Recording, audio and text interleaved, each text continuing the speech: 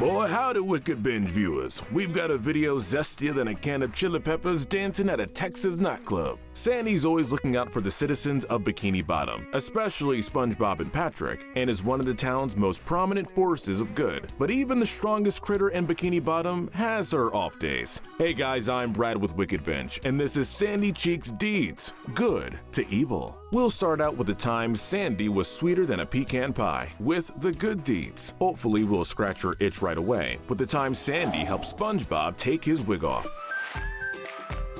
When SpongeBob finds a tall powdered wig blown onto his head by the wind, he's totally misled into thinking everyone in town is just laughing at it because they like it so much. What would he do without a friend like Sandy? Naturally, even though she finds the whole thing pretty darn funny herself, Sandy's sharp enough to sense that something is off with SpongeBob's new do. After all, he doesn't have hair, or does he? In any case, she goes to check on SpongeBob and try to talk some sense into him, not wanting him to keep being the laughing stock of the town. It's time to be strong.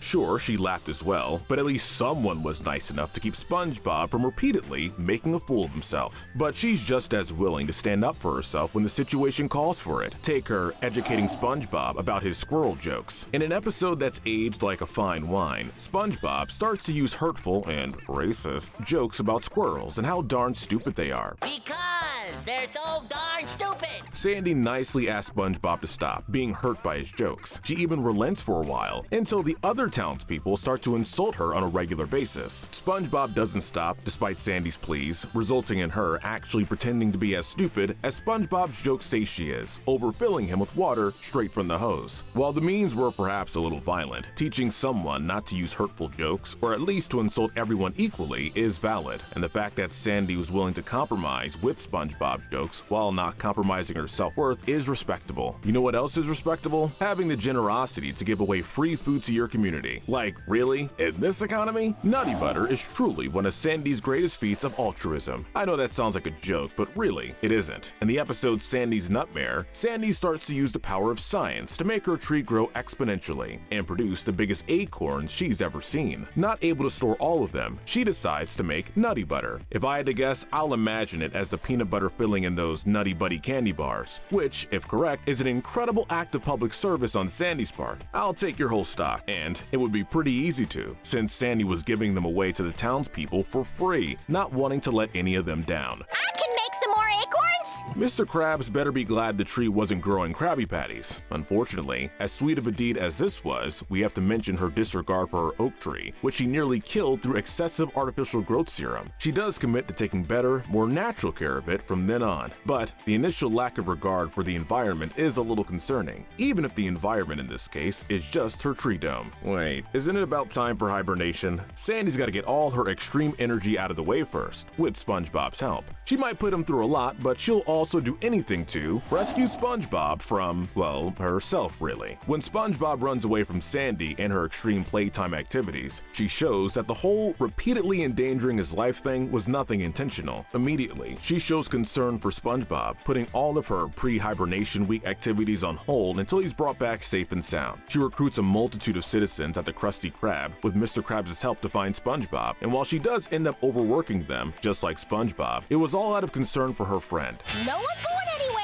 till we find SpongeBob! That may knock this into chaotic good territory, but it's still certainly good. But maybe lighten up on the hay and the needle stack game, Sandy. And if that wasn't enough to convince you that Sandy is always looking out for SpongeBob, don't forget the time she offered to take SpongeBob to the doctor when he came down with a nasty case of the suds. Sickness is no fun, and while normally leaving your fridge open isn't enough to give you the flu, it gives SpongeBob a nasty sickness called the suds. When even Mr. Krabs doesn't want SpongeBob working in this condition, SpongeBob gets the feeling something is serious. All right, SpongeBob, you're too sick to work. He calls Sandy to take him to the doctor's office, and Sandy's more than happy to oblige. If only she'd gotten there before Patrick, with his terrifying horror stories about the doctor and his old magazines, and his interesting home remedies. Thankfully, Sandy's ultimately successful, though not before a swollen SpongeBob crushes the Krusty Krab. It might not have all gone to plan, but at least we're reminded how much of an absolute Giga Chad Season 1 Mr. Krabs was. Now, we can move on to the more traditionally heroic deeds under Sandy's belt, starting with their Battle on Karate Island. In a parody of martial arts movies, SpongeBob is crowned the King of Karate by Master Udon. Unfortunately, albeit unsurprisingly, SpongeBob is not in fact the greatest karate user around, and when Sandy catches wind of the situation, she catches something fishy. Something smells like rancid rodeo around here. Wait, is that racist in this show? Well, in any case, she tags along to check things out. It turns out that Master Udon was running a timeshare pyramid scheme. Truly one of the most evil deeds by anyone in Bikini Bottom. When SpongeBob is kidnapped by him, Sandy goes to the rescue through the 4 floors of fear, defeating 3 master martial artists before facing Udon himself. And as a side note, Sandy is absolutely jacked. All this is done to save SpongeBob, who is honestly being pretty darn arrogant about the whole situation. She might get a little ticked, but Sandy's a friend who will have your back at the end of the day. She's also got the back of the Krabby Patty, and thus Bikini Bottom as a whole, as seen when she becomes the Rodent. Like SpongeBob, Patrick, Squidward, Mr. Krabs, and even Plankton, Sandy has her own superhero alter ego in the second SpongeBob movie, Sponge Out of Water. She is the Rodent, a gigantic squirrel well-versed in karate. She's also completely nude, which we're gonna do our best not to think about. There's not much to say.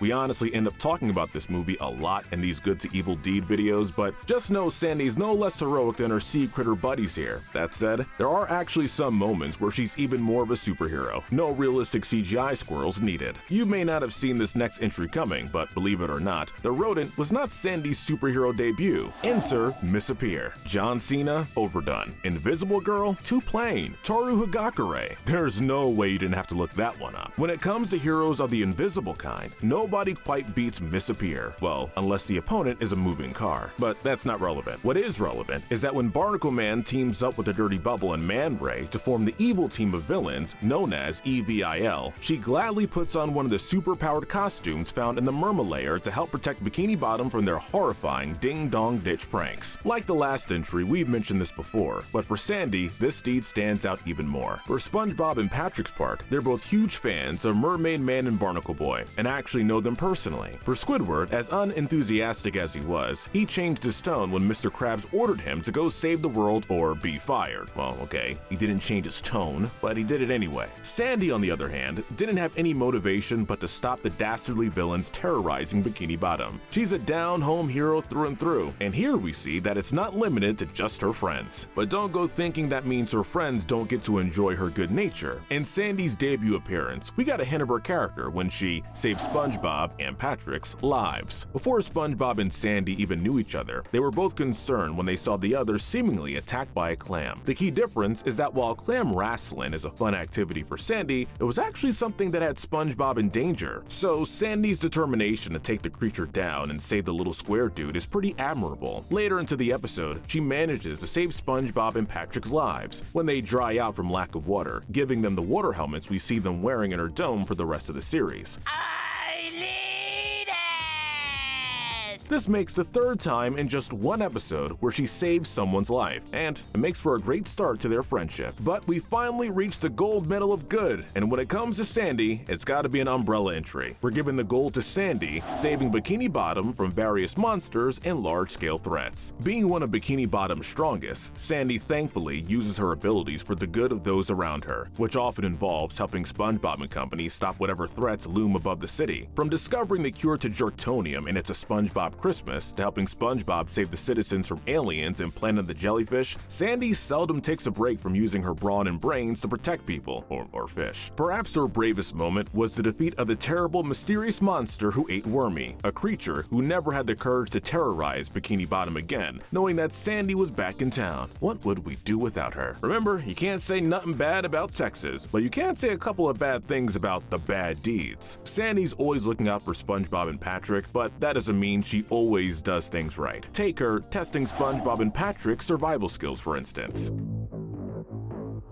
In the episode To Save a Squirrel, Sandy does an elaborate experiment on SpongeBob and Patrick. Feeling they're too fragile and cowardly, Sandy baits them into secretly tagging along on her wilderness survival trip, only to fall out of her truck and end up stranded with her supplies. Dressed as an old hermit in a cave, she encourages SpongeBob and Patrick that the only way for them to survive in the wilderness is to eat or be eaten. Now, to her credit, Sandy knew what she was doing and stopped them when she was sure they were able to fend for themselves, but she also willingly drove her two best friends to the brink of insanity to test their survival skills. I was just testing your survival skills. She gets some credit for kind of looking out for them like a big sister figure, but that definitely doesn't excuse dangerous, not to mention non-consensual experimentation like this. Next, we have one of the more lighthearted moments in the series, the time Sandy kicks SpongeBob for seemingly no reason. It's time for the Great Snail Race, and SpongeBob's running Gary through the ringer to make sure he's ready to take home the trophy and rub Squidward's big fat nose in it. One of his methods happens to be, in his own words, calling him a lady to humiliate and demean him. It's a motivational tool we coaches use. Okay, little sexist. And maybe if Sandy had walked by at that moment, a swift kick in the butt would have been understandable. But given what we know, all that happened was that Sandy was walking down the street and verbalized her plan to kick SpongeBob's butt tomorrow. She even acknowledges that she has no reason for this. It just feels right. I mean, that could be worse, I guess. Yeah, unethical experiments are bad, and so are threats of violence. But what if we combine both? Enter using SpongeBob and Patrick for experiments. In the episode House Sittin' for Sandy, Sandy leaves for a science convention and commissions SpongeBob to watch the place while she's gone. All's well until Patrick shows up and starts wrecking the place. By the time Sandy returns, her whole place is in ruins, which prompts her to hold SpongeBob and Patrick at gunpoint. I brought home something real handy. Yeah, really. The promos really made this seem threatening from what I remember. Thankfully, it's not an actual gun. It's a ray gun that fixes whatever broken object it's pointed at. Sandy then claims that her intention all along was for them to screw up her place so she can test it out, which begs the question, why didn't she just mess it up herself or just ask SpongeBob and Patrick to? It's like the Wet Painters episode with Sandy and Mr. Krabs' place, and that's not exactly the best mark for your morality. As we enter our top 3, remember that one episode where Sandy was racist? No? Oh, well, let's talk about pressure. What start out as a playful competition between SpongeBob and Sandy ends up as a brutal contest of which is better, sea creatures or land creatures. Sandy lets a few of her cognitive biases shine here. For one, she willingly sabotages SpongeBob in their first mountain climbing race. Throughout the remainder of the episode, she continually asserts that land critters are superior, naming all sorts of activities only they can do, fishing being one of them. Imagine walking up to a friend of yours and just telling them casually, "Yeah, I like hunting your people for sport. That makes us a lot better than you." What's more, she also calls SpongeBob as chum chewer, and given SpongeBob's reaction, one must wonder if that's a slur in sea creature culture. Chum chewer! If so, first of all, no wonder nobody goes to the chum bucket. And second of all, this is one of very few truly venomous moments under Sandy's belt. But if nothing else, at least Sandy was kind enough to congratulate the sea critters on their success on dry land, and save their necks from the seagulls attacking them. All's well that ends well, right? We're not done talking about Sandy's competitive nature. Our silver medal of evil goes to Sandy destroying jellyfish fields. Ever wondered why SpongeBob and Patrick never invite Sandy to join them on jellyfishing expeditions? Well, the episode Squirrel Jelly answers that question. When it comes to sports, or really anything that can be competitive, Sandy has a tendency to take stuff way too far. I'm actually going a little easy on you guys. For one example, jellyfishing with Sandy is far from the gentle sport of catch and release that SpongeBob, Patrick, and even Plankton that one time have enjoyed. It's a game full of steroids and violence that results in the complete destruction of jellyfish fields. If nothing else, Sandy learns her lesson and even goes fully pacifist temporarily to atone for her sins. That is, until she has to fight a gigantic jellyfish to save SpongeBob and Patrick. But that doesn't change the fact that she caused major damage to their favorite place. The only way it can get worse would be for her to cause that kind of damage to her best friends themselves. And that leads us to Sandy's ugliest deed, trying to wrangle SpongeBob and Patrick. Sandy is a stand-up gal overall. She's kind-hearted, friendly, hospitable, and always there to protect her friends. But let us warn you, all of that flies out the window when you badmouth Texas. In the episode of the same name, Sandy gets so steamed at Patrick calling Texas dumb that she delays her anxious return to her home state just to give him and SpongeBob an earful. Don't you dare take the the name of Texas in vain. This prompts them to keep on insulting Texas to keep Sandy from leaving, and it does technically work, but Sandy isn't stopping until she annihilates them. We don't blame her for being angry, but man, did she go overboard. She chops down a tree with one hand, cutting SpongeBob clean in half, yanks Patrick back with enough force to cause a nuclear explosion, and later it's revealed that she hogtied him after beating him senseless, and would have presumably done the same to SpongeBob had she not discovered their surprise party. Everyone's got their bad days and everyone's got their triggers. So if you're looking for a good pound Bikini Bottom, there's probably no better option than Sandy Cheeks. Just do not, I repeat, do not take the name of Texas in vain.